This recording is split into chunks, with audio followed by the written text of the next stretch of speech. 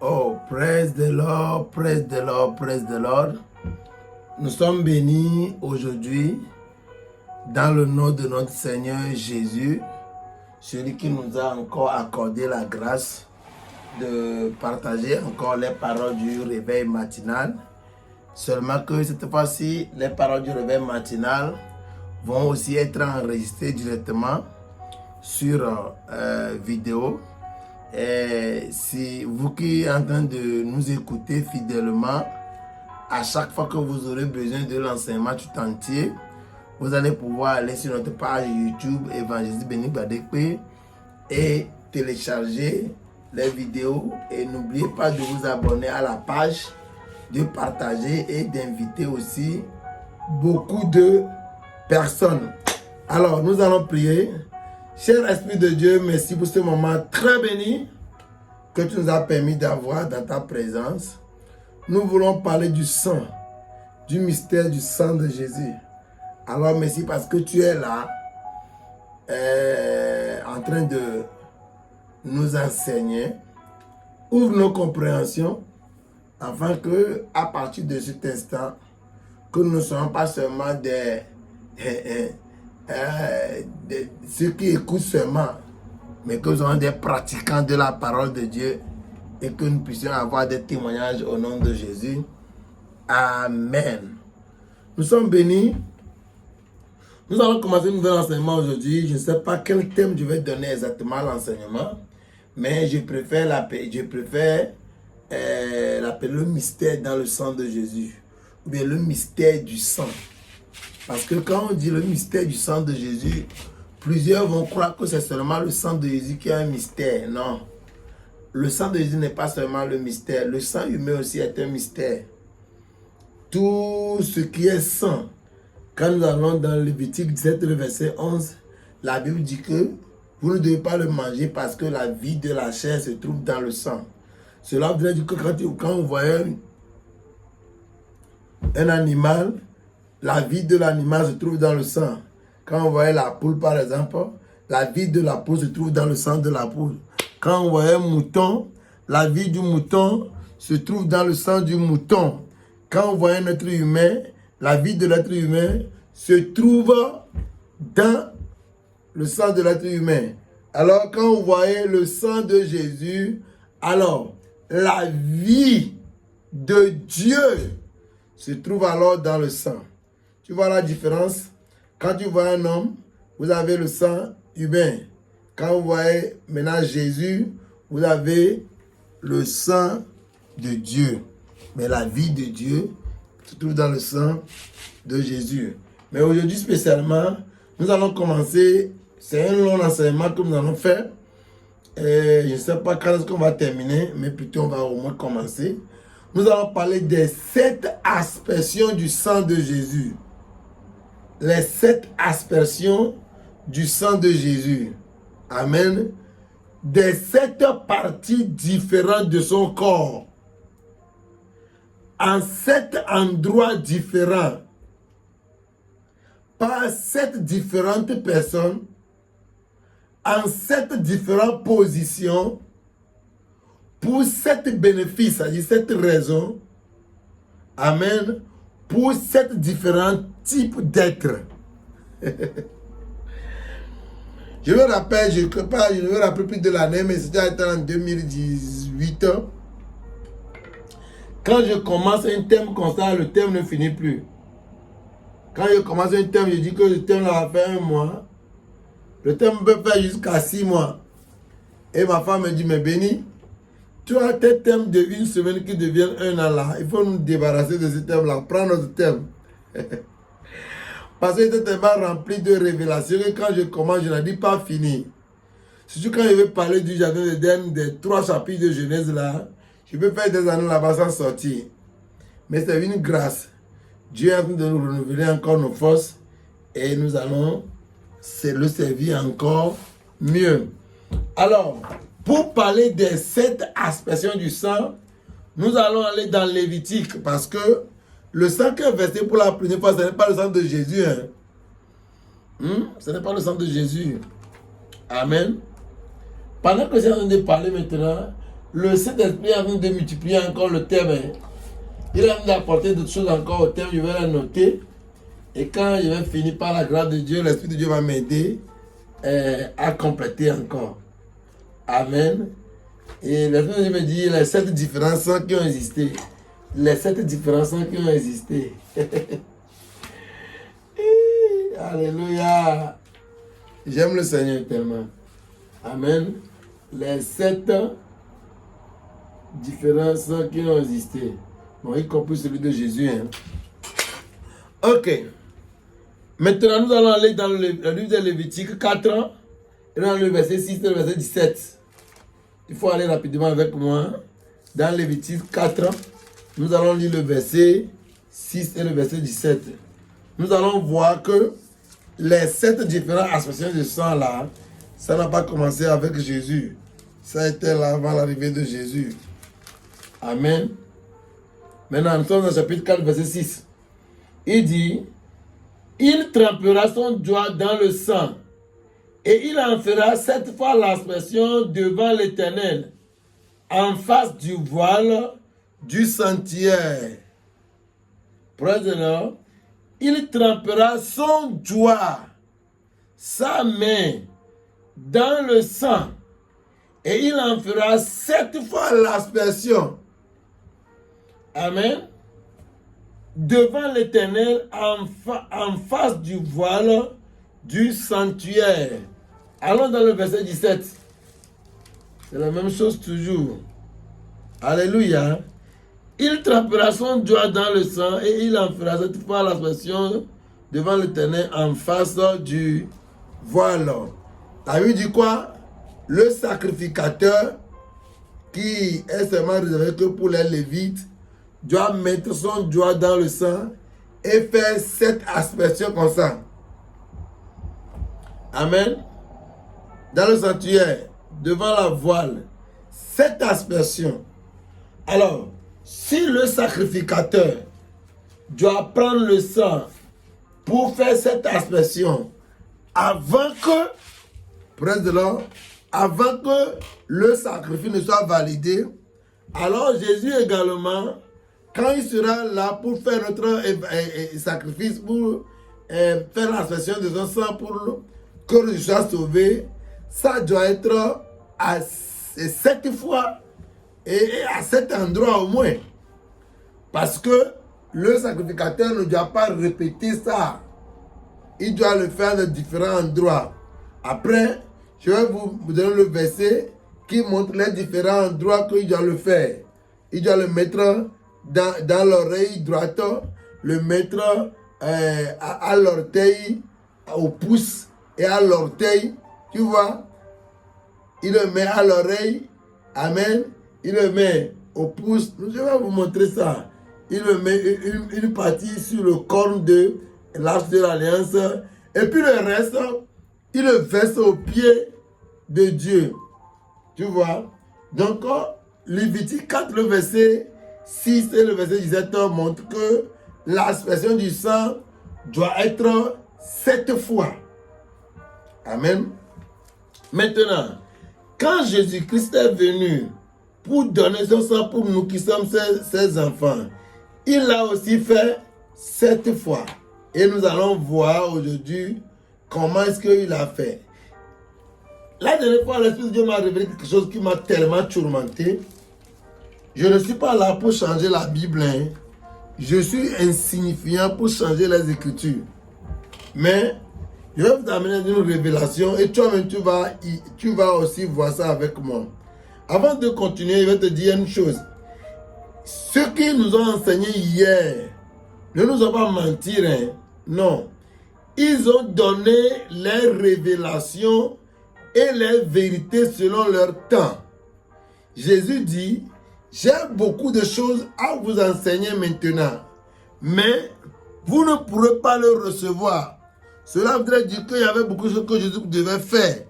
Il pouvait enseigner, mais volontairement, il ne l'a pas fait. Pourquoi? Parce que les disciples ne pouvaient pas en ce moment le recevoir. Il dit, j'ai beaucoup de choses à vous enseigner, mais vous ne pouvez pas le recevoir maintenant. Dans Jean chapitre 20, il dit, Il a encore fait beaucoup de choses. Si on serait en train de te mettre à les écrire, le livre des livres ne pourra pas le contenir. Voilà une Bible de 1200 pages que tu n'arrives jamais à lire. Maintenant, si la Bible est de 1 million de pages, est-ce que vous allez pouvoir le lire? C'est pourquoi il y a beaucoup de choses qui ne sont pas écrites. Et il y a beaucoup de thèmes, beaucoup de domaines qui ne sont pas touchés par le Seigneur. Cela voudrait dire que si on enseigne aujourd'hui, c'est l'Esprit de Dieu qui donne des révélations aujourd'hui, comme nous disons, nous ne mentons pas. Seulement, tu dois être connecté à l'Esprit de vie pour recevoir les confirmations. Et par la grâce de Dieu, il n'y a pas de révélation qu'on n'accompagne pas des Écritures. Une chose que vous devez savoir, on nous a enseigné que le premier sang qui a été versé à Gethsemane. Mais quand j'ai commencé par comptabiliser, compter, j'ai vu que quand on ajoute le sang qui est versé à Gethsemane au sang qui sont versés, les sangs seraient versés 7 fois. Mais quand je lis ma Bible, la Bible dit que quand le sacrificateur finit de marquer, toucher partout avec le sang, il doit verser le reste devant l'arche de l'alliance. Qui voudrait dire qu'il verse le restant. Hein, ça, il ne touche plus. Hein. Il n'asperge plus. Hein. Il ne met plus le doigt pour toucher quoi que ce soit. Hein. Le restant dans la bassine, il le verse au pied de Dieu, devant Dieu, pour dire que voici le reste du sang. Alors j'ai commencé par poser la question. Si le sacrificateur doit mettre son doigt dans le sang, ou bien mettre l'hysope dans le sang, et toucher les ustensiles, toucher les choses, différentes choses dans le tabernacle, et qu'il doit verser le reste de sang, alors, où est ce reste de sang qui est versé par Jésus? La question m'a tracassé. C'est comme ça avec Dieu. Quand tu cherches là, il va voir si tu es vraiment sérieux dans tes recherches. Quand il voit que tu es sérieux, finalement, il te donne la vérité. Et l'Esprit de Dieu m'a livré un grand secret que je ne savais pas. Je vais te le dire aussi, tu n'es pas obligé de le recevoir. Mais il faut contacter l'Esprit de Dieu pour voir s'il te confirme bien te le dit, ça peut marcher. Plusieurs, ils savent que ce que nous disons est vrai. Mais comme on n'est pas encore peut-être des gros taux, mais la connaissance n'est pas forcément destinée aux grands. La Bible dit que Dieu a réservé des grandes choses. Il a privé les soi-disant grands. Il a donné un petit. Donc Dieu peut nous donner des grandes choses aussi. C'est ce qui fait de lui un Dieu, non un homme. Alors, le premier sang qui a été versé, selon les Écritures, a été versé où? À Gethsemane. Amen. Alors, laissez-moi vous expliquer ce que c'est Gethsemane d'abord. Le temps est déjà passé. Je vais expliquer Gethsemane même. Et vous allez voir que Gethsemane ne fait pas partie des 7 différents endroits où le sang a été versé. Gethsemane veut dire quoi? En araméen, l'expression veut dire pressoir d'huile. Ou bien pressoir d'olivier. C'est-à-dire là où on presse des oliviers. Là où on presse des olives pour trouver l'huile. Quand on prend les noix de coco, on les cuit au feu et on les presse pour trouver l'huile rouge, tu vois. Donc, Gethsemane veut dire l'endroit où on presse l'olive pour trouver l'huile. Alors, si Jésus-Christ est l'olive ici, là, c'est l'endroit où on le presse pour sortir son onction. Amen. Et étymologiquement, cela veut dire pressoir d'huile ou pressoir d'olive. Le lieu où Jésus-Christ a été pressé par la détresse spirituelle, afin de sortir de lui notre salut. Amen. D'abord, c'était un jardin. C'était un jardin qui se trouvait au pied de la montagne des Oliviers. La montagne des Oliviers était une montagne qui était en Israël en ce moment. C'était une haute montagne. Hein. C'était une petite montagne, pas tellement haute. Mais à son pied, il y avait un jardin très calme où les gens se reposaient avant de monter la montagne. Et quand il finit de descendre de la montagne, ils se reposaient là-bas avant de continuer leur chemin. Et Jésus-Christ allait d'habitude dans le jardin de Gethsemane. Mais quand il arrive là-bas, il fait quelque chose de très important. Il laisse les 9 autres disciples à l'entrée du jardin. Il rentre dans le jardin avec ses 3 disciples, Pierre, Jean et Jacques, qu'il a surnommés les fils de tonnerre. Il les fait aussi asseoir dans le jardin et il leur demande de prier. Maintenant, Jésus-Christ monte la montagne pour aller prier en haut. Jésus-Christ ne priait pas avec eux dans le jardin. Il montait la montagne pour aller prier sur la montagne. Alors Jésus-Christ seul montait la montagne des Oliviers. Il descendait vers les filles de tonnerre avant de les accompagner pour aller rencontrer les 9 autres qui sont à l'entrée du jardin. Il n'y a pas de temps pour l'expliquer. Non, Dieu est merveilleux. Il y a tellement de révélations là-bas que si je veux commencer à l'expliquer, nous allons pouvoir faire un tuto. La semaine va pas finir. Tellement de révélations. Mais comme nous avons déjà donné un thème que nous devons suivre, nous n'allons pas trop polémiquer. J'abandonne toutes les révélations et je continue. Amen. Alors Jésus-Christ vient prier là-bas.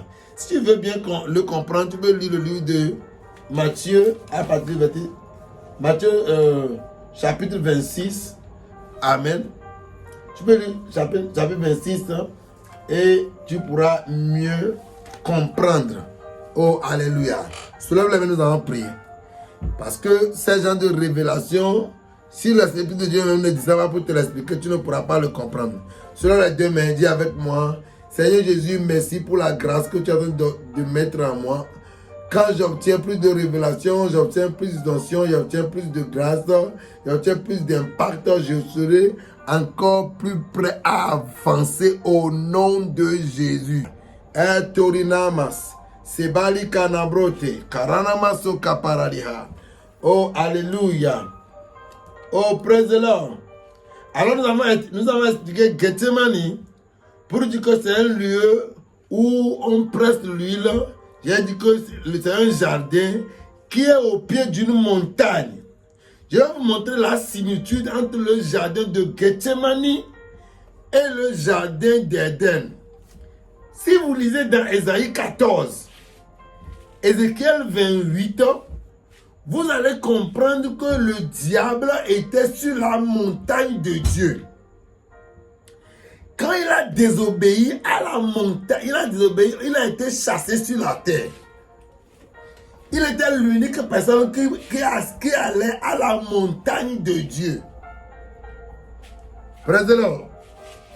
Et on n'a pas parlé du jardin en son temps. On a seulement dit dans Ésaïe 14 et Ézéchiel 28 que le diable était chérubin à la montagne de Dieu. On l'a décrit. Toi aussi, il faut aller lire. Amen.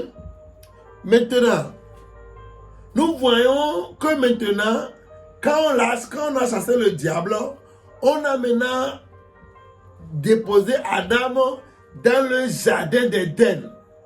Donc, par révélation, nous savons que le jardin d'Éden est le jardin dans lequel tu te reposeras avant de monter sur la montagne de Dieu.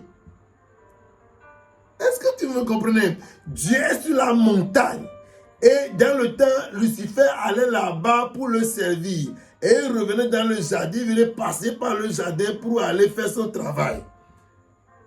Maintenant, Dieu a créé Adam et l'a mis dans le jardin qui est au pied de la montagne dont Lucifer était en haut autrefois. Praise the Lord. Donc, de la même manière, quand Jésus-Christ est en train d'aller sur la montagne, il laisse les disciples dans le jardin et il monte à la montagne de l'Éternel lui seul pour aller prier. Et il n'amenait pas tout le monde dans le jardin. Il laissait d'autres, les paresseux, il laissait les paresseux à l'entrée du jardin. Moi, j'ai cru que c'est moi seul qui choisis les gens. Je sais pas que Jésus-Christ m'a choisi les gens. Tu veux pas être leader sans mettre différence. Ce n'est pas, je sais pas comment il peut le dire en français. Mais quand tu es un leader, tu dois faire le choix, tu dois connaître ceux qui peuvent aller, ceux qui ne peuvent pas aller. Tu ne dois pas aller avec tout le monde. Jésus-Christ reconnaissait la foule à part. Il reconnaissait les disciples à part. Il reconnaissait les fils du tonnerre à part. Et il reconnaissait l'assistant Pierre à part. Il y a des choses qu'il ne faisait jamais en foule. Il y a des choses qu'il ne faisait jamais devant les 12 personnes. Quand il s'est transfiguré, il ne l'a pas fait devant les 12 personnes parce qu'il ne pourra même pas l'interpréter. Regarde, Pierre même, qui était qualifié comme un assistant, quand il a vu Jésus-Christ s'est transfiguré devant lui, il a arrêté le ministère. Il dit, oh Jésus, ce n'est pas la peine que nous partons. Asseyons-nous ici. On n'a pas besoin de partir encore. Restons ici et nous allons. Je vais te construire un temple pour toi, pour Moïse et pour Élie. Amen. Vous comprenez? Alors voilà le similitude qui est entre Gethsemane et le jardin d'Éden. D'abord, Éden est un jardin. Et c'est là-bas que Adam a désobéi. Écoutez-moi très bien. C'est dans le jardin d'Éden que Adam a désobéi à Dieu. Après, je vais faire un enseignement spécial. Je vais dire, il va le mystère du jardin de Gethsemane. Ou bien son rapport avec le jardin d'Éden. Je vais faire ça après. Quand je vais mettre ça dans l'enseignement, ça va prendre trop de temps. Mais je vais te faire certaines choses ici. Dans le jardin d'Éden, Adam volontairement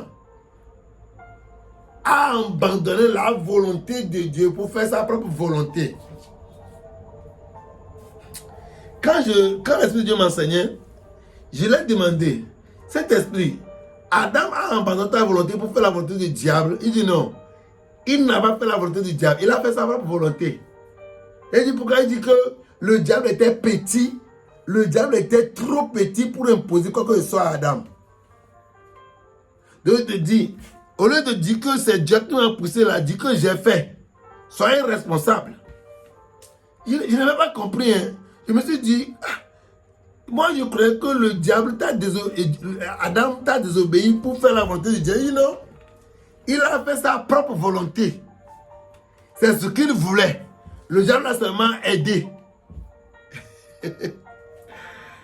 Alors vous qui accusez les gens, les ennemis à gauche, les ennemis dans le ciel, sur la terre, dans la cuisine, partout là. Dieu vous dit que vous êtes votre propre problème. Ce n'est pas le diable ou quelqu'un.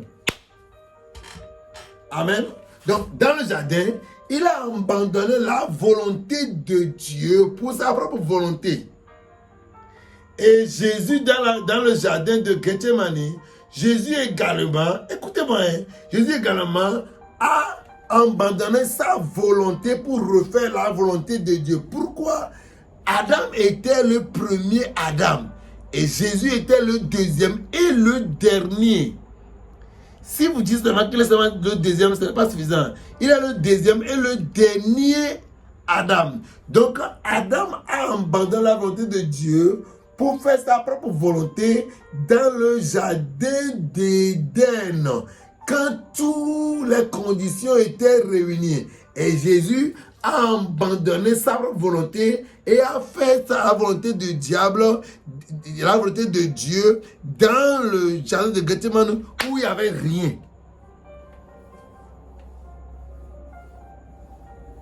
Il n'y avait même pas les êtres humains pour l'aider. 2. La Bible dit qu'il est tombé sur sa face. Et il a prié 3 fois.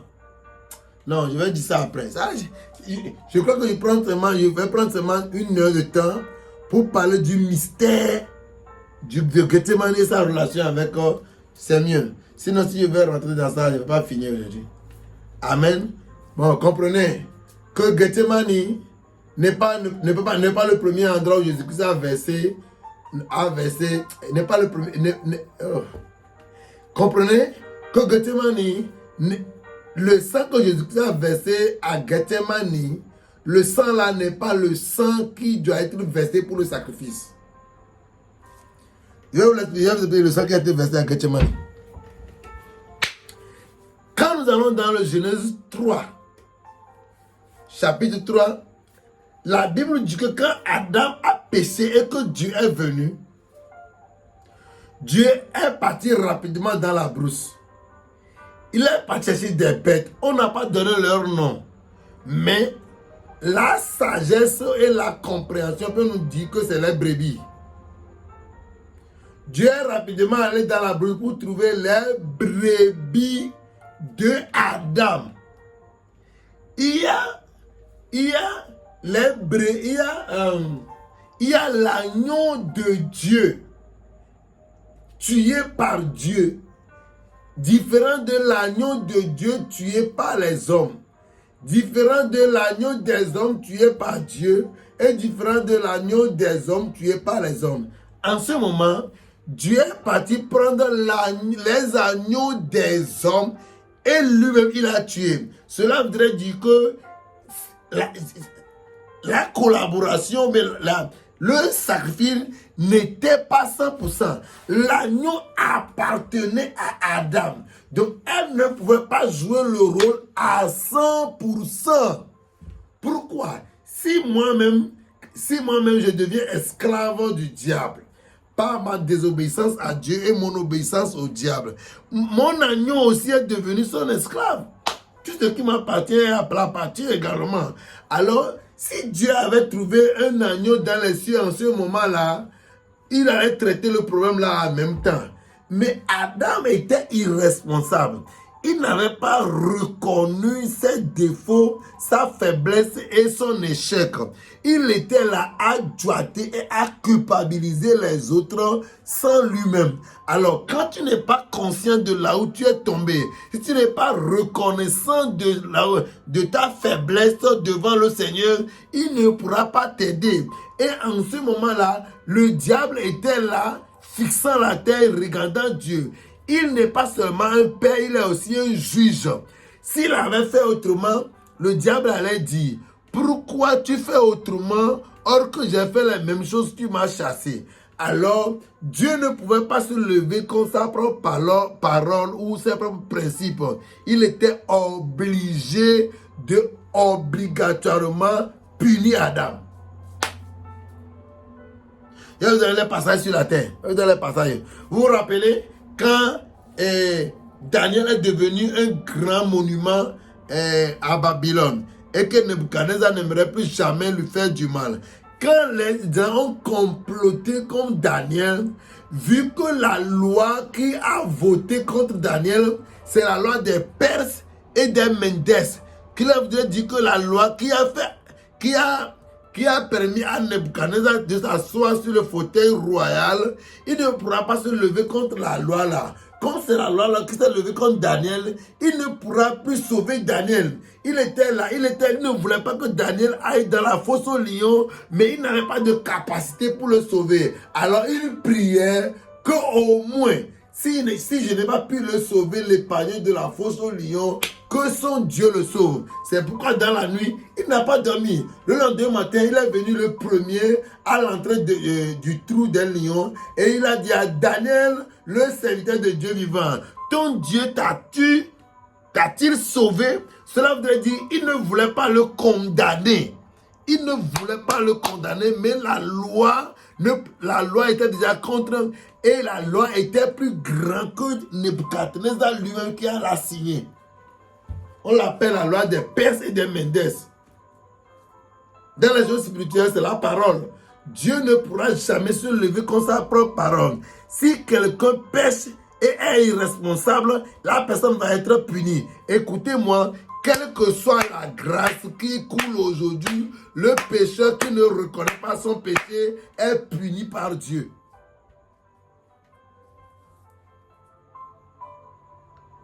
Donne-moi un bon amen.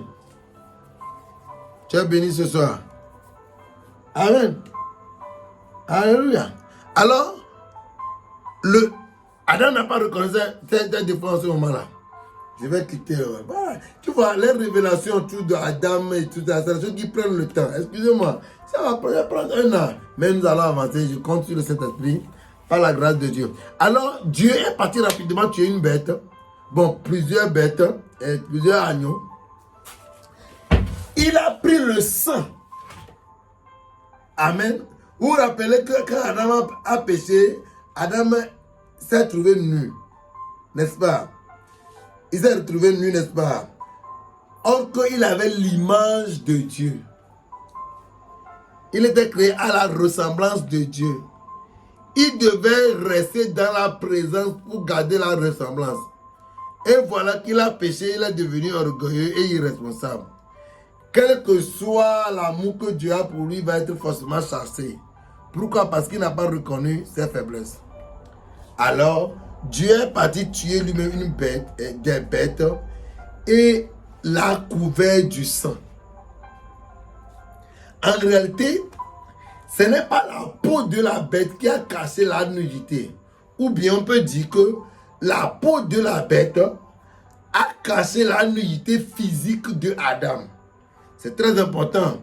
Voici notre nudité. Je suis en train de faire une vidéo. Je ne vais pas enlever mon habit. Il faut la nudité être cachée. Donc la peau de la bête a caché la nudité physique de Adam. Mais la peau de la bête ne pourra pas cacher la nudité spirituelle. Il faut du sang.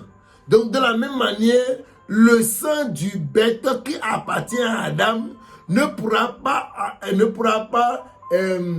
cacher la nudité définitivement ou éternellement.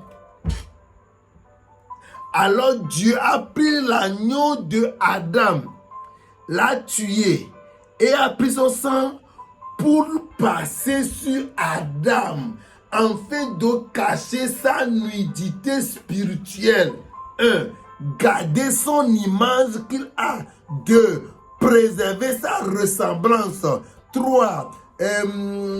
Donner une avance pour sa rédemption. 4. Arrêter l'influence totale du diable sur lui.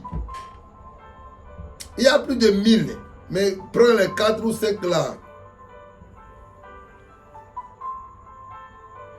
Alléluia. C'est le sang là spirituellement qui demeurait sur Jésus. N'oubliez pas, hein. N'oubliez pas. N'oubliez pas. Il était un homme. Il a incarné, non? Il était un homme. Il était né par Marie. Il a fait aussi la circoncision. Galates 4, le verset 4 dit qu'il est né sous la loi. Amen. Donc il était né comme homme dans une famille qui si la famille est normalement maudite, il était né comme un maudit, un être humain. Alors, le sang là, le sang invisible là qui était sur le corps de l'homme pour protéger notre nature, notre ressemblance, garder avancer notre rédemption, garder notre domination, des petits trucs qui peuvent nous prédisposer pour le salut, la rédemption à venir là. C'était le sang là qu'il a gardé. Alors, quand Jésus était dans le jardin de Gethsémani, la Bible dit que quand il priait, sa sueur est devenue comme le sang. En réalité, il a sécrété la sueur. Et je suis rapidement allé dans les documents de la médecine pour voir la relation qui est entre la sueur et le sang. Et c'est là-bas que j'apprends que le sang et la sueur ont les mêmes sources. Que la sueur est un liquide qui est dans le sang. Que le sang dégage pour humidifier la peau. Afin de s'adapter à la chaleur. Qu'est-ce que ça veut dire? Que le jour là, le sang de Jésus qui est en lui, qui est la vie de Dieu, a sécrété la sueur, qui a rendu humide le sang qui était sur lui, que le sang là doit couler sur lui d'abord. Si le sang d'Adam là, et le sang que Dieu a mis sur Adam là n'est pas coulé, et on ne pourra pas l'arrêter, on ne pourra pas le tuer, Dieu ne pourra pas le juger totalement, et le diable ne pourra pas le condamner. Rappelez-vous, quand le diable voulait condamner Job, il avait besoin de demander permission à Dieu. Alors que Dieu et le diable ne pourront pas s'asseoir pour discuter de la vie de Jésus. C'est impossible. Alors, Jésus devait prendre la disposition. Le sang à l'intérieur a sécrété la sueur pour rendre humide le sang. Et le sang qui est sur lui. Et c'est quand on dit le sang là tombait comme un grumeau. Est-ce que vous avez vu? Vous avez vu une sueur qui tombait comme des grumeaux de sang. C'est un mystère. Le sang qui est sorti à Gethsemane n'est pas le sang qui est dans le corps de Jésus, mais le sang qui a été passé sur lui pour protéger sa nature en tant qu'être humain. Selon nous allons prier. Chapalaga baradoske paha. Manizala brote lo saparada barete lebereto zalaha. Surabata seto. Sinabaratos kapalagita. Oranamata kaparona haya. Oh, alléluia. Oh, praise the Lord. Amen. J'espère que vous êtes en train de bien me comprendre. Hein? Amen. C'est une bénédiction d'avoir des révélations. Quand Dieu te donne la capacité de commencer par lire la Bible et comprendre les choses spirituelles, il y a une joie qui anime l'esprit. Pourquoi? Parce que l'esprit humain a soif de connaître son créateur.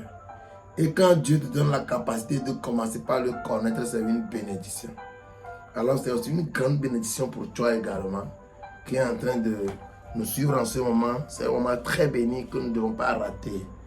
Donc dis-moi un bon amen. Tu es béni. Alors, nous sommes dans le jardin de Gethsemane toujours, en train de parler du sang qui est versé à Gethsemane. Nous avons expliqué, pour mieux comprendre, il faut écouter les enseignements qui sont déjà passés. Ça, c'est le 3e numéro. Il faut écouter l'enseignement qui a déjà passé. Maintenant, nous avons dit que le sang qui est versé à Gethsemane, ce n'est pas le sang qui était dans le corps de Jésus.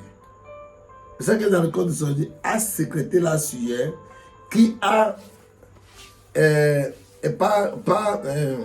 quand Jésus transpirait, le sang qui est son corps est tombé sur la montagne là-bas, sur la montagne des Oliviers. Sur la montagne, je vais vous expliquer ça après. Je vais vous expliquer ça après. Amen. Et je vais vous expliquer que si le sang là, que Jésus-Christ, Dieu a pris pour couvrir Adam, afin de le préserver des choses que j'ai déjà citées, si le sang n'était pas transpiré, sorti du corps de Jésus, on ne pouvait jamais, les hommes ne pourront jamais décider de son cas. Est-ce que tu as vu qu'Élie est parti? Est-ce qu'Élie a été tué? Quels que soient les persécuteurs qui voulaient ça, quelqu'un a pu le tuer?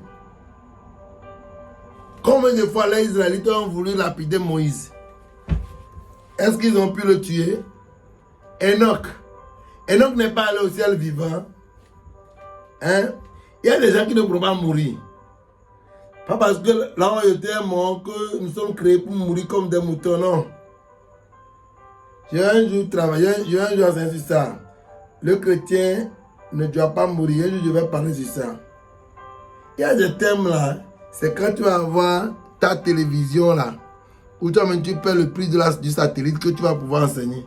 Si on t'invite quelque part que tu dis ça, on va te chasser. Je me rappelle un jour on m'a invité, j'étais allé à la prison pour prêcher, pas qu'on m'a invité. Hein. J'étais allé à la prison pour prêcher aux prisonniers. Et le jour là, j'ai enseigné sur que le chrétien ne doit pas tomber malade. Ouah, j'ai eu tous les ennuis du monde. En vrai, c'est vrai. Après, ceux qui m'ont persécuté sont sortis de la prison. Ils ont commencé à méditer la parole de Dieu. Ils ont compris que le chrétien, Romains 8, le verset 11 dit que l'Esprit de Dieu qui est en nous est en train de nous donner vie. Il est en train de faire une mise à jour de notre corps mortel. Hein? Comment est-ce qu'on est tombé malade? Quand Psaume 82 dit déjà que nous sommes des dieux, mais nous mourons comme des moutons. Cela veut dire que Dieu n'attend pas que nous mourons. On dit vous mourrez comme des princes. Ça veut dire qu'il n'attend même pas que nous mourons. Mais il y a des gens qui sont devenus tellement des religieux que si son pasteur n'a jamais dit ça, toi tu n'as pas le droit de le dire. Tu comprends? Si son pasteur ne croit pas à ça, donc c'est faux. C'est pas vrai. Si ton pasteur ne croit pas, ça ne veut pas dire que c'est faux. Hein? Ah, tu es béni. Amen. Alléluia. Alors, Gethsemane, c'était quoi? C'est le jardin était au pied, célèbre, connu sur Aaron. Alors, à Gethsemane, qu'est-ce que Jésus-Christ a traité à Gethsemane? Amen. J'ai beaucoup de... Je vais te donner quelques instruments. Il a été allongé face contre terre. Pourquoi? Pour que Dieu puisse mettre en lui. Ok, nous savons que dans le temps, Dieu a fait coucher Adam. Adam a dormi profondément et on a sorti Ève de lui. Ou bien, Ève est hors de Adam. Ou bien, et elle va créer le plus grand problème pour Adam, n'est-ce pas? Maintenant, Jésus-Christ va devenir le corps du Christ, la tête, amen, et nous allons être en lui. Ou à Gethsemane, quand Jésus-Christ est couché, Dieu l'a opéré et a remis Ève en lui. L'église. C'est pourquoi Pierre, Jean, Jacques, les disciples, quelle que soit leur vie de prière, leur intensité, ils ne peuvent pas être à côté. Ils doivent être en train de dormir pour être replacés en Jésus. Là-bas, au sketch, Bimbara Takoba, là-bas, c'était Adam qui dormait. Et on a sorti Ève de lui. Quand Ève a ouvert les yeux, elle a vu sa source en train de dormir. Cette fois-ci, c'est la source qui a ouvert les yeux et on a remis Ève à lui. C'est pourquoi Pierre, quel que soit son amour, sa capacité, sa vie de prière, il ne pouvait jamais être éveillé pendant que Dieu était en train de faire les opérations là à Jésus. On ne peut jamais opérer, Dieu ne peut pas opérer Dieu devant les yeux, jamais. 2. C'est bon? C'est bon? D'accord. 2. Il a prié 3 fois. Chaque fois qu'il prie, il descend de la montagne pour venir au pied de la montagne. Et il vient trouver les filles et dit, vous n'avez pas pu prier avec moi pendant 1 heure. Et il grimpe encore la montagne pour aller au-dessus. Il lui prie encore, il descend. Pourquoi? Je dis pourquoi? Pourquoi tu descends? Pourquoi tu fais le protocole là? Pourquoi? Qui l'a envoyé? Écoutez, le péché qui a fait échouer Adam avait 3 niveaux. C'était vraiment le convoitisme des yeux. Il a vu l'arbre. Le convoitisme de la chair. Il a mangé. L'orgueil de la vie. Il voulait devenir comme Dieu. Alors, Jésus-Christ a traité d'abord en haut. La convoitisme des yeux. Il est venu.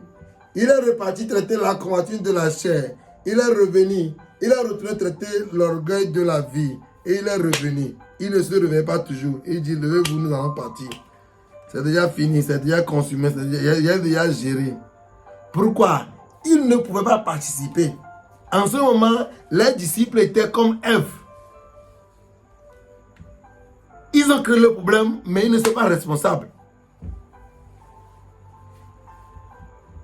Est-ce que vous comprenez? Quand Jésus-Christ est descendu sur la terre, sa première discussion avec le diable, c'était la même discussion que le diable avait eu avec Ève. Hein? Il a dit, prends le pain. C'est-à-dire, change la pierre en pain. La convoitise de la chair afin de manger. N'est-ce pas? Après, il lui a montré des villes. Et il dit, soumets-toi. La convoitise des yeux. Troisièmement, il dit, saute. L'orgueil de la vie. Donc, Jésus-Christ a vécu dans le désert. Or que le problème a été créé dans le jardin. Jésus-Christ l'a vaincu dans le désert et est venu le vaincre encore dans le jardin. Il faut acclamer Seigneur. Acclame Jésus. Il a tout fait pour nous. Il a rendu la victoire possible. C'est bon? C'est bon? D'accord. Donc, le sang qui est coulé à Gethsemane n'est pas le sang qui est sorti du corps de Jésus. C'est le sang qui était sur Jésus. Alors, on peut dire que le sang qui est dans le corps de Jésus a coulé à Gethsemane, mais pas sur la terre. Mais elle a coulé dans le corps. Et n'oubliez pas, le corps aussi, c'est la terre. Elle a été faite de la poussière. Alors, le premier sang de Jésus qui a coulé, c'était deux actions. Premièrement, le sang sur le corps a coulé sur la terre. Et le sang dans le corps a coulé dans le corps. Le sang qui est sur le corps a coulé sur la terre afin que Jésus-Christ puisse devenir à l'état initial. Quand Adam a péché, il est devenu nu. Il a commencé par fuir. Et Dieu est venu le récupérer d'une manière ou d'une autre en le passant le sang sur lui. N'est-ce pas? Donc, si on ne lave pas ce sang sur lui, il ne pourra pas être jugé. Alors, Dieu voulait laver le sang là sur lui, le ramener à l'état initial pour qu'il puisse répondre à ses actes, être responsable devant ces défis pour être pardonné ou condamné. Donc, Jésus a été ramené à l'état initial de Adam. Avant que Dieu ne passe le sang sur lui. S'il ne le fait pas comme ça, il ne pourra pas être jugé. Le diable ne pouvait pas le frapper, c'était impossible. C'est bon maintenant. Tu es béni. Oh, preuve de l'homme. Nous sommes tellement bénis aujourd'hui. Nous sommes vraiment bénis aujourd'hui. Alléluia. Alors voici, c'est très important, nous devons vraiment le comprendre parce que c'est la parole de Dieu, quoi. Amen. Alors, maintenant, nous allons continuer. Le sang qui est versé dans le corps de Jésus, ça là, on dit que son cœur a saigné. Son cœur a saigné. Son cœur a saigné. Amen. Premièrement, il a abandonné la volonté de lui-même pour faire la volonté de Dieu afin d'activer la grâce pour nous. Je vais vous dire quelque chose. Hein. Ne vous fâchez pas contre moi. Priez pour que Dieu vous l'explique. En réalité, les chrétiens ne doivent pas prier pour demander la volonté de Dieu. Ils doivent prier pour demander la grâce de Dieu. La grâce est un nouveau chemin destiné par la croix pour arriver à la destination pour nous. Quand nous demandons la volonté de Dieu, la volonté de Dieu est accompagnée des exigences de Dieu. Pour que la volonté de Dieu soit accomplie, ça doit accompagner, ça doit avoir un temps de Dieu, avec les principes de Dieu, le canevas de Dieu, les exigences de Dieu. Alors par la grâce, nous sommes amenés dans la gloire en attendant que nous soyons corrigés. Nous demandons volonté, c'est un bon terme, c'est bien écouté, mais le vrai chrétien, quand il s'agenouille là, il lève la main et dit, fais-moi grâce. C'est tout. Quand vous demandez la volonté, non, tu peux continuer par demander la volonté. Je ne t'empêche pas de prier. Tu peux continuer par demander la volonté de Dieu. Hein? Il n'y a pas de problème. Mais ça il faut savoir que quand tu demandes la volonté de Dieu, c'est très bien. Mais il y a mieux que la volonté de Dieu, qui est la grâce de Dieu, qui est déjà activée et rendue disponible pour toi qui as reçu Jésus comme Seigneur et Sauveur personnel. Amen. O sopraliga mandos qui pare.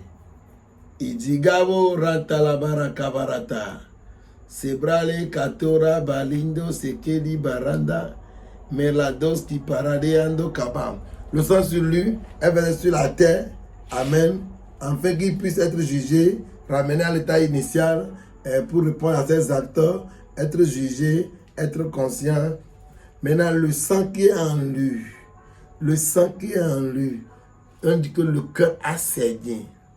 Maintenant, pourquoi le cœur de Jésus-Christ a saigné? Pourquoi le cœur de Jésus-Christ a saigné? Ah, le temps est parti. Maintenant, dans l'enseignement prochain, je vais parler de pourquoi le cœur de Jésus-Christ a saigné. Mais dans l'inter demain, Sorabataya Kusha, et Paranama Sote ke Paranazeta, et Paradabasete Leboroto Saka Paradabeta, Sorapado Sita ke Maranama Soteka, Pronte le Gabazuta. Oh, alléluia. Amen. Nous sommes toujours bénis. Hein? Nous sommes des bénédictions de l'Éternel sur la terre. Est-ce que vous savez? Nous sommes des bénédictions de Dieu sur la terre. Amen. Alors, nous allons maintenant parler un peu du rôle du sang de Jésus qui est versé dans le corps de Jésus. Et pourquoi le sang là est versé dans le corps? Le premier sang qui est versé a été versé dans le corps de Jésus. Ça, on ne compte pas ça dans les sangs versés. Amen. On ne compte pas ça. C'est dans le corps de Jésus. Parce que à part ça, il y a déjà 7 autres sangs. Alors nous allons prier, nous allons laisser ici là. Amen. Ok. Dans le corps. Et pourquoi dans le corps? Premièrement, vous vous rappelez quelque chose, je vais vous expliquer, je vais vous ouvrir un peu la compréhension. Vous vous rappelez que avant que Adam ne sorte du jardin, bien qu'il a péché, il est parti se cacher derrière les arbres. S'il pouvait, il allait pouvoir sortir avant que Dieu n'arrive. Mais il n'avait pas pu sortir. Pourquoi? Parce que les anges étaient en train de garder l'entrée et la sortie du jardin. 1. 2. Tu ne peux pas sortir sans que tu ne montres ton passeport qui est le sang. Peu importe, mais tu dois le montrer qui est le sang. Alors le sang est un passeport qui sert à l'entrée et à la sortie du spirituel. Tu vas voir si c'est... Pour rentrer, sortir, rentrer dans un jardin spirituel, c'est le sang qui est le passeport d'entrée et de sortie. Maintenant, quand Dieu est venu le toucher avec le sang, c'était possible pour lui de sortir. Il y a des révélations là-bas, mais il n'avait pas les grandir. Maintenant, allons avec Noé. Quand Noé a fini de construire l'arche, Dieu lui a dit, il faut passer l'enduit à l'intérieur et à l'extérieur. Maintenant, va dans la Bible de commentaires et cherche ce qu'on appelle enduit. Enduit était une solution qui était faite avec le sang. Autrement dit, Dieu a demandé à Noé d'aller tuer les bêtes, de prendre leur sang pour passer à l'intérieur de l'arche. Pourquoi? Pour empêcher ceux qui sont à l'intérieur d'avoir accès à ceux qui sont à l'extérieur. Maintenant, il dit, retourne derrière et passe cet enduit aussi à l'extérieur pour empêcher l'eau qui tuait les gens de rentrer et pour empêcher les gens qui sont à l'extérieur de voir. Alors, c'est la cérémonie là qui a été faite. Maintenant, pour quand Moïse est né, quand Moïse est né, il a fait 3 mois à la maison chez ses parents. Et pendant que sa maman n'arrivait plus à le garder, sa maman a passé l'enduit sur le panier à l'intérieur et à l'extérieur. Pourquoi? Parce que il y a de cela quelques temps passé, Pharaon avait demandé qu'on tue tous les enfants et on les a jetés dans le Nil. Les âmes des enfants-là criaient dans le Nil, réclamaient leur vengeance. Et il y avait un Dieu dans le Nil qui avait reçu le sang de son enfant comme sacrifice. Maintenant, pour séparer Moïse des cris de ses enfants, séparer Moïse de Dieu de Nil, on a passé le sang sur le panier à l'extérieur pour empêcher les démons du Nil d'avoir accès, et ils l'ont passé à l'intérieur pour protéger Moïse contre tous les désordres. C'est bon pour toi maintenant? La Bible est codée. Alors,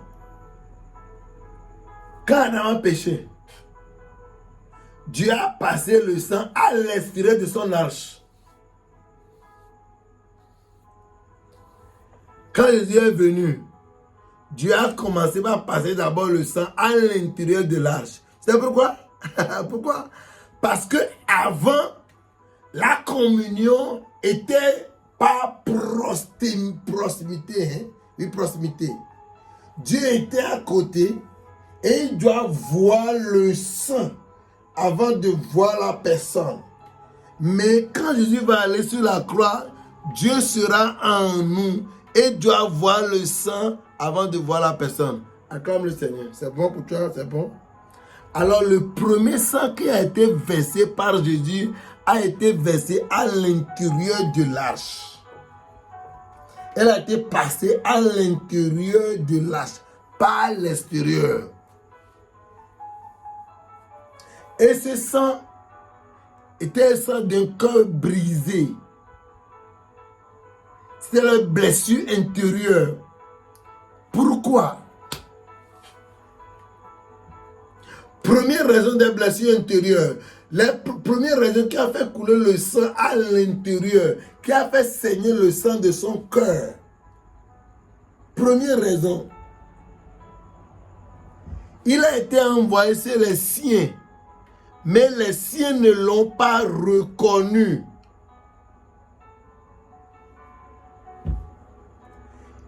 Eux, ils ont préféré le braqueur brigand Barnabas plus que lui.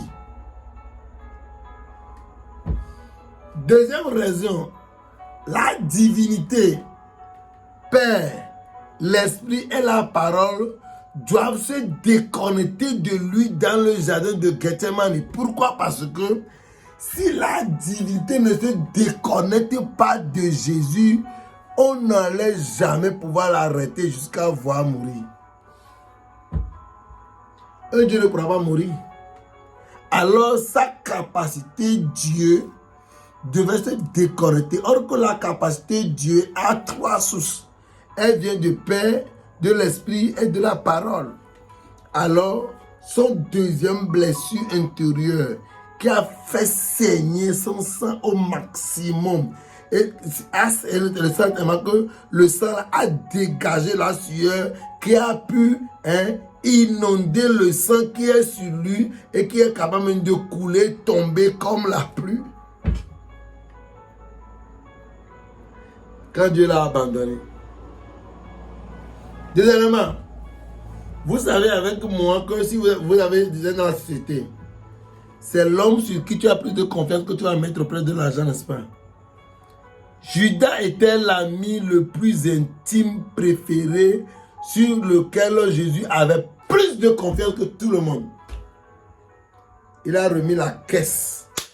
Il se disait que même si tout le monde allait m'abandonner, Judas n'allait pas pouvoir m'abandonner. Avec Judas, il n'est pas un Dieu, il est comme un frère. Je vais te démontrer ça. Et c'est ce qui a amené Judas à commencer à développer la familiarité. Judas a commencé à développer la familiarité. Parce que sa relation avec Jésus était plus spéciale que celui des autres. Il a commencé à développer la familiarité. Vous vous rappelez que quand tu manges avec un supérieur, bon ici en Afrique il y a ça, je ne sais pas s'il y a chez vous là-bas. Quand tu manges avec un supérieur, la première chose que tu fais là, tu dois éviter que ta main rentre dans l'assiette au même moment avec lui. Mais quand tu manges avec tes collègues, tes amis, ton petit frère, tu comprends? Les mains peuvent se toucher n'importe comment dans l'assiette. Quand Jésus met la main dans l'assiette, là, tous les 11 disciples sortaient leurs mains. Mais Judas mettait la main ensemble avec Jésus. Ça montrait le niveau de familiarité que Judas avait avec Jésus.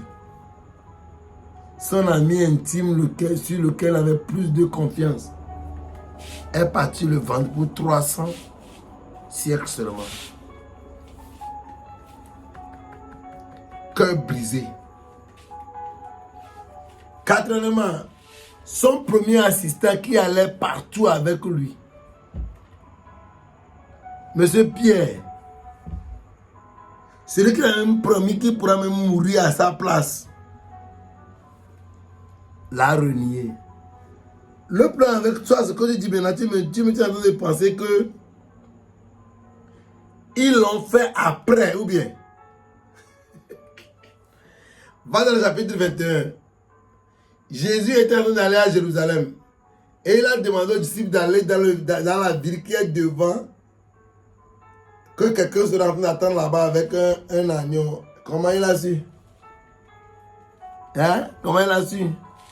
Il savait qu'ils allaient faire tout ça là. Ça a brisé son cœur.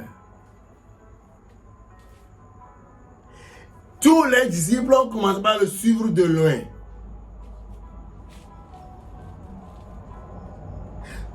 Les pharisiens, les maîtres de la loi, ceux qui ont supposé maîtriser la loi, ceux qui ont supposé recevoir Jésus à deux mains et le défendre, l'ont arrêté, l'ont tabassé, l'ont livré aux païens. Blessure intérieure. Dernière blessure intérieure. Oh, il y a plusieurs. Hein. Même nous allons arrêter ici. Un jeune garçon de 33 ans et demi,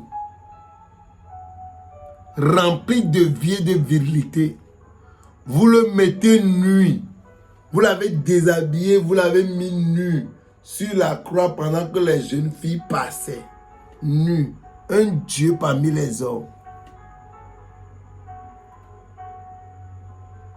C'était important. Il devait aller à la croix nu pour que tu sois vêtu pour toujours.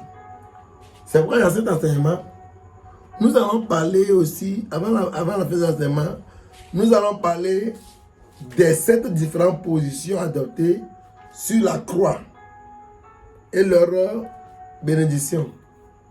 Ce qui est important pour moi, c'est que tu sois connecté à cette page. Ne viens pas seulement sur des choses pour partir. Il faut être connecté, il faut suivre, il faut aimer, il faut partager, il faut noter. Avant de te dire ces choses-là aujourd'hui, ces connaissances-là, écoute, c'est des choses qu'on n'a pas réunies en une seule journée. Dieu nous a fait la grâce de chercher ça pendant des années.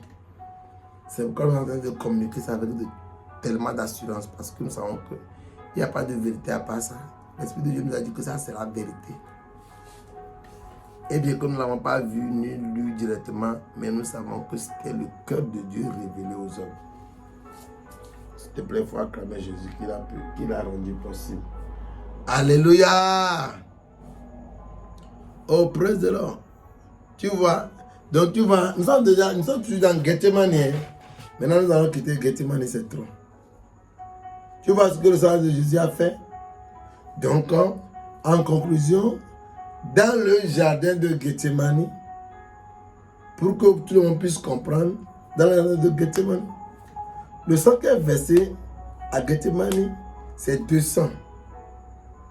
Un est coulé du corps. Celle-là vient de Dieu. Quand Dieu a tué l'agneau de Adam pour protéger sa nature, nous avons déjà dit ça. On ne va pas retourner derrière. Deuxièmement, c'est le sang qui a coulé de son cœur. Son cœur a saigné à cause des blessures intérieures.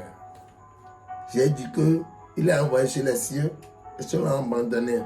La divinité l'a abandonné. Volontairement. Pourquoi? Parce que si la divinité ne l'abandonne pas, l'Esprit de Dieu ne peut pas être en Jésus-Christ pour le laisser mourir, tué par les hommes. Comment? C'est impossible. Alors l'Esprit de Dieu l'a abandonné pour qu'il puisse mourir afin que nous soyons sauvés. Pas être contre Dieu, c'est vrai. Amen. Le disciple sur qui il avait plus de confiance, Judas l'a abandonné. Pierre, son assistant, l'a abandonné. Tous les disciples l'ont fui, on commence par le suivre de loin. Les sacrificateurs, les maîtres de la loi, ceux qui ont supposé le recevoir, l'ont arrêté, l'ont condamné. Tu vois, l'ont remis entre la main des païens. Ce qui l'a plus blessé, quand ils l'ont remis entre la main des païens, ils ont préféré un brigand, un métier, un tueur. Ils l'ont préféré que Jésus. Ils ont demandé qu'on libère Barnabas et qu'on tue Jésus.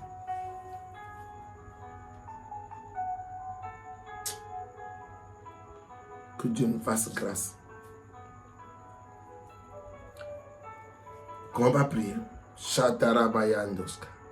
Ila barana malanaskore padeleka. Azalino rotoloko teleboratigo. Mantolo brateaka. Masataka palaba. Oh, alléluia. Praise the Lord. Certainement, on ne pourra pas s'arrêter. D'abord, nous allons parler de 7h. Ça ne pourra pas finir aujourd'hui. Hein. Mais nous allons continuer et jusqu'à finir tout le chapitre. Si tu reçois seulement l'enseignement de 15 minutes, l'enseignement de 20 minutes, ce n'est pas suffisant. Il faut écrire nous sur notre numéro plus 228 91 33 29 99. Écris-nous, amen, et nous allons te montrer comment tu vas faire pour avoir tous les enseignements. Nous allons partager ça avec toi directement, par la grâce de Dieu. Alors, il y a tellement de choses à dire sur Gethsemane que je ne pourrais pas rester tout ça avant. Je vais faire notre enseignement clairement sur ça. Je vais appeler ça le mystère. Le mystère du jardin de Gethsemane. Et sa relation avec le jardin d'Éden. Le jardin de Dieu. Amen. Ok. Maintenant, comme nous l'avons dit que le sang qui est versé à Gethsemane, c'est deux sangs qui est versé au même moment. Le sang est versé sur la terre et le sang est versé dans le corps de Jésus. Et on a déjà expliqué beaucoup de choses. Pour vous qui êtes en train de suivre nos enseignements de 15 minutes, vous devez nous écrire pour avoir les autres enseignements afin de mieux comprendre. Hein, parce que les révélations sont en étage.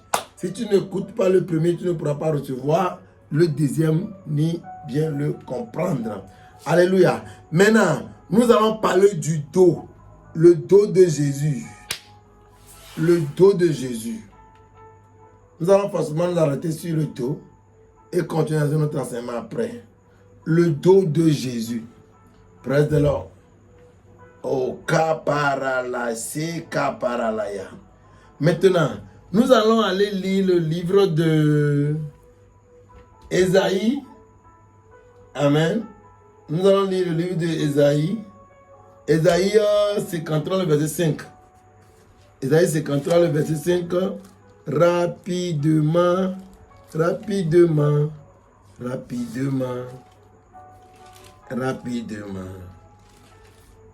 Ésaïe 53. Ésaïe 53, le verset 5. Mais il était blessé pour nos péchés, brisé pour nos iniquités. Le châtiment qui nous donne la paix est tombé sur lui. Et c'est par ses meurtrissures du dos que nous sommes guéris. Quelqu'un a été frappé au dos et toi tu es guéri.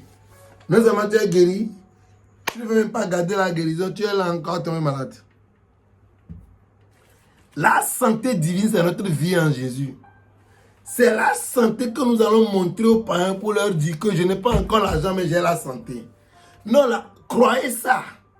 Si vous croyez ça, vous allez pouvoir l'avoir. Si vous ne croyez pas là, Il faut commencer, il faut connaître, croire pour passer à l'obtention ou à la jouissance. Si vous ne connaissez pas, vous ne croyez pas, ça veut dire que vous êtes tellement encore loin. Au moins, il faut connaître, croire pour l'avoir. Ceux qui le connaissent sont déjà sauvés à moitié. Amen. Maintenant, quand nous allons dans Matthieu 27, le verset 26, Matthieu 27, le verset 26, quelqu'un pour le lire avec moi rapidement. Matthieu 27, 26. Alors Pilate leur relâcha Barnabas et après avoir fait battre de verges Jésus, il le livra à être crucifié. Amen. Dans le temps de Jésus, je vais te faire une petite historique. Dans le temps de Jésus, 400 ans avant, le temps de Malachie, les Romains sont venus combattre les Israélites, les Juifs, et ils les ont vaincus. Alors les Romains sont venus demeurer en Israël. C'est-à-dire auprès des Juifs, quoi, en Israël. Ils ont créé leur base, ils ont amené leur gouvernement. L'Israël est devenu comme leur colonie. Et après, les Grecs sont aussi venus combattre et ont réussi. Donc eux aussi, ils ont pris une partie. Donc l'Israël a été divisé entre deux peuples, les Grecs et les Romains. Maintenant, c'est les Romains qui dominaient plus. Or que le côté où Jésus-Christ a grandi, le côté de l'Israël où Jésus-Christ faisait plus de miracles, n'appartenait pas à Pilate. Elle était gérée par Hérode. Donc, quand on a amené Jésus auprès de Pilate, selon l'hierarchie, il ne pouvait pas décider directement. Or qu'il était un ennemi juré avec Hérode, il ne s'attendait pas. Mais à cause de Jésus, pour la première fois, il a envoyé une lettre à Hérode, il lui a dit, voici on a amené quelqu'un dont je n'arrive vraiment pas à juger. Et en plus, c'est toi qui es, c'est toi qui es plus concerné. Alors vois ce qu'on peut faire. Hérode n'a pas trouvé de faute en Jésus qui doit l'amener à mourir. Pilate également n'a pas trouvé de faute en Jésus pour pouvoir le condamner à mort. C'est pourquoi Hérode a seulement demandé qu'on le ramène. Il a renvoyé chez Pilate. Il dit que, bon, moi, je ne peux que le frapper et te renvoyer. Or que les Grecs, en leur temps, ils frappaient les prisonniers de 39 coups, que eux-mêmes ils appelaient 40 coups moins 1. Le caoutchouc était fait à base de la peau des bœufs et on met les os, on le met dans l'eau. Quand ça devient humide, on met les os, les petits os ou bien les petits vers dedans et on le sèche. Quand le salade devient dur, maintenant quand on prend le caoutchouc comme ça, on te tape, on tire là, les petits os là vont arracher ta chair et on te donne 39 coups. Quand on te frappe 39 coups, soit tu meurs là-bas par les coups ou tu vas forcément mourir. Parce que jusqu'à la fin de ces 39 coups au dos là, toute la chair de ton dos sera enlevée.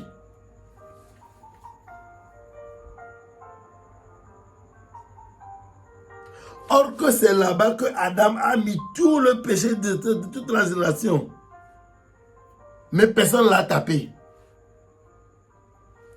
Si on voulait le frapper vraiment, l'humanité n'existera pas. Donc Adam a transporté les fardeaux de l'humanité par l'obéissance au diable. Jésus-Christ doit aller déposer ces fardeaux-là. Est-ce que vous avez déjà vu quelqu'un passer et ces problèmes sont devenus fardeaux derrière lui? Non. Donc, le dos symbolise le fardeau, le joug, la malédiction, la servitude. Et il a été attaché contre une colonne. Et j'ai fait des recherches sur ça. Jusqu'à voir comment est-ce que les Grecs attachaient les gens en leur semant. On attachait le pied avec la main, avec une seule corde. Et on tirait la corde pour l'attacher à la colonne avant de commencer à taper la personne. Et la raison, c'est pour le tuer par bâton ou l'affaiblir jusqu'à mort. Pourquoi? Parce que quand on va aller le crucifier, les vautours doivent rapidement venir le manger. Donc, le sang doit tellement jaillir de la personne pour pouvoir attirer rapidement des vautours. Donc, on a frappé Jésus au point où, quand on l'accroche à la croix, les vautours doivent rapidement venir pour déchirer le reste de sa chair.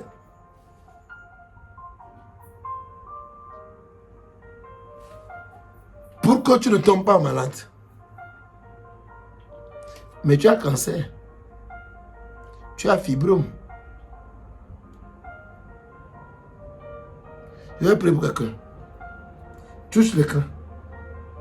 Sapa Dagaya. Père, tu m'as dit de commander.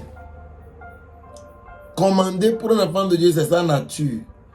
Ce n'est pas un don, c'est notre nature. Ce n'est même pas un talent. Alors,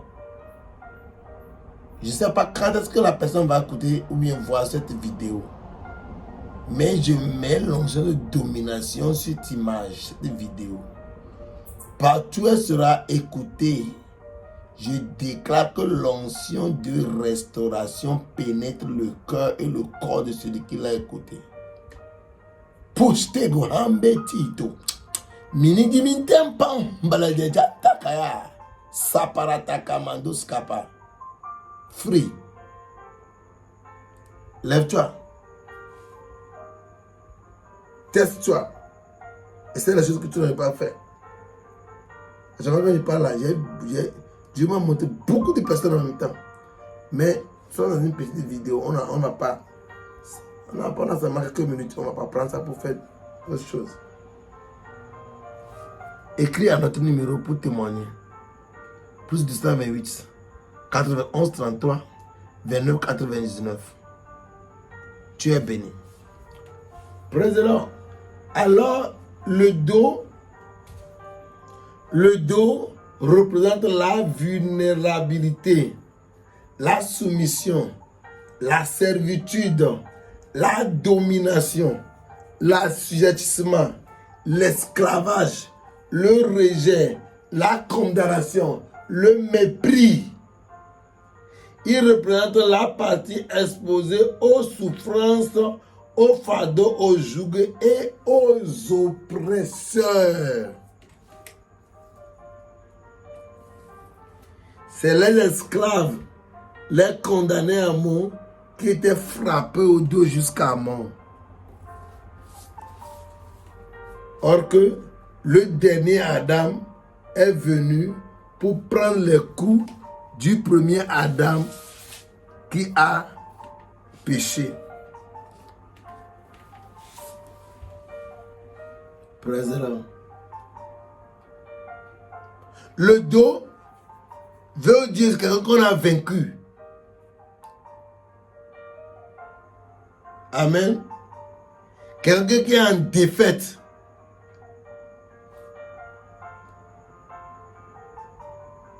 Praise the Lord. Quelqu'un qu'on a vaincu. Il est en défaite. Adam a été vaincu par le diable. Adam a eu une grande défaite devant le diable dans le jardin. Et Jésus-Christ est venu prendre sa place pour être vaincu, pour vivre la défaite, pour être frappé, flagellé, blessé, injuré, méprisé. Dieu ne pouvait rien faire. Pourquoi? Parce que la nature et la justice de Dieu exigent que le jugement soit équitable, qu'elle soit faite. Praise the Lord. Alléluia. Amen. Alléluia. Amen. Le dos veut dire souffrance. La soumission. Quand on dit il a tourné le dos, il a tourné le dos devant ses ennemis, il a fui. Il s'est donné. Il a eu des défaite. Il a échoué à notre place. Amen. La soumission sous un joug étranger ou souffrance. Rejet et mépris. Ça veut dire aussi pardon divin. C'est pas l'acte là que nous avons reçu le pardon de Dieu. S'il n'avait pas donné son dos là, hein, aujourd'hui, moi, je n'aurais même plus de dos. À cause des péchés que je répète tout le temps là. Si Jésus n'avait pas donné son dos une fois devant, je n'aurais plus de dos.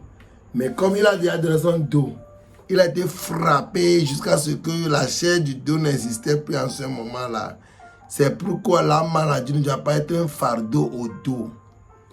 La pauvreté ne doit pas être un fardeau. Je vais prier pour quelqu'un. Chaparada bazapaya. Itakorabatai. Lazakorabadaya. Son helebakita. Mendo sakapalagidabaya. Quel que soit le défi que tu as en ce moment, touche l'écran. Quand tu es en train de nous écouter par audio, touche l'écran, touche l'écran. Je vais transmettre l'onction de restauration. Comme nous l'avons dit, les derniers jours, les derniers enseignements sont pour la prière. Mosteko baratigada. Mentalagizo baranamasuta kipa. Estokolima gedelebo sute kapariada. Marekete baluzga. Mondule komapera de casco tibande. Arate kaparonde la baruta. Mazata kaparada. Ele marote ke paluza. Merete kaba. Lete ke parona. Malus ke pahon ke palada. Irato shaka paliga. Je commande au nom de Jésus. Que la grâce visite quelqu'un. Au nom puissant de Jésus, Père, je prophétise la guérison. La maladie qui avait déclarée par le docteur est guérie. Je maudis, je menace le cancer. Barata kabaya. Je menace le fibrome en ce moment. Rakos kepelege bandoya. Je menace, quelle que soit la source de la maladie, elle est menacée au nom de Jésus. Raparakasha. Kunta palayada, edaya, touche l'écran, touche l'écran, touche l'écran. Mandora sota, elendo baratesa, ilatiske ando, membranilantetida, mezotike paho baratahaya. Jesus, mantekelege dumte kapa. Paranaga banto berege de baha. Au nom de Jésus. Pour vous qui n'avez pas d'enfant, vous qui voulez avoir d'enfant, écoutez-moi. Écoutez-moi au début là. Quand Dieu avait créé Adam, il n'y avait pas de rapport sexuel. Hein. Quand il a créé Ève, il n'y avait pas de rapport sexuel. Hein. Élie et Melchisedec ne sont pas venus par rapport sexuel. Hein. Il y a d'autres moyens pour un être humain de venir sur la terre. Est-ce que tu as un foyer? C'est déjà bon. Ton mari est à côté de toi? C'est déjà bon. Vous avez toujours les rapports sexuels, non? C'est déjà bon. Ça ne doit pas se montrer comme de la magie. Ça doit être le miracle. Mais je vais te dire, quand on t'a dit, quand on te dit que les ovaires ne sont pas vivants, ne sont pas attrapés, l'ovule, tout ça là, ou bien on te dit que le spermatozoïde n'est pas résistant, ne pourra pas rentrer dans les ovaires, tout ça là, mets la main sur ta partie intime. Batali kamahaya. Batorine satigoba. Jesus, free. Je commande le mal qu'il est parti maintenant même. Il faut qu'il ne dorme pas. Vous avez besoin de médicaments et dormir. Je mets en toi tous les médicaments qu'il te faut pour dormir pour toujours. Et te réveiller quand il le faudra. Au nom de Jésus. Tu es béni. Tu as écouté Évangile béni Badekpe. Amen. Shalom, shalom, shalom, shalom, shalom, shalom. Shalom, shalom, shalom. Faut pas garder l'enseignement là pour toi. Faut la partager. Tu peux le republier. Faut le commenter. Aide-nous à atteindre beaucoup de personnes. Si vous nous voyez comme ça, en ligne, nous avons beaucoup de défis. Moi, le plus grand défi que j'ai actuellement là, c'est pas le défi d'argent. C'est le défi de disponibilité pour Dieu. Si tu es à aimer, mais si tu aimes ce que nous faisons, j'ai besoin de la prière de Dieu. Prie pour moi, que je sois plus disponible à l'Esprit de Dieu. Nous savons que nous sommes préparés pour le futur, mais que nous soyons vraiment disponibles, que nous ne sommes pas pressés, afin que la formation que Dieu veut nous donner, que nous puissions l'avoir. Sois béni au nom de Jésus. Shalom.